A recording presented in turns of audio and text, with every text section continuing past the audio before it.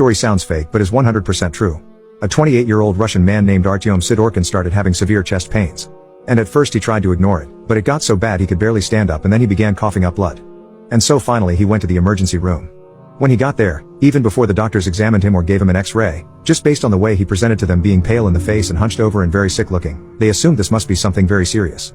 So that day they brought Mr. Sidorkin in for an examination, and after talking to him and hearing about all of his symptoms and just looking at him, the assumption was he probably has a tumor in his lungs. And so they sent him in for an X-ray, and afterwards the radiologist looked at the X-ray and confirmed that there was a mass growing inside of his lungs. And so before they went to just start removing huge pieces of his lung, they told him that they would like to do a biopsy where they remove a small piece of the tissue and test it to see if it's cancerous or not. And so Mr. Sidorkin is terrified, but he says, okay, and schedules his surgery. He goes in a couple of days later and the surgeon pulls out a piece of his lung tissue. And as it's sitting on the tray, he looks down at the tissue. The surgeon realizes there is something hidden inside of the tissue, as if the tissue was like an envelope holding something inside of it. And so he opened it up, and there growing on the side of his lung was a small fir tree.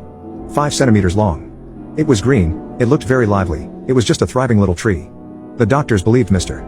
Sidorkin, who was a botanist, had inhaled a seed of a fir tree and it got lodged inside of his lung tissue. And then as it grew, its pine needles began piercing his blood capillaries, causing him to cough up blood.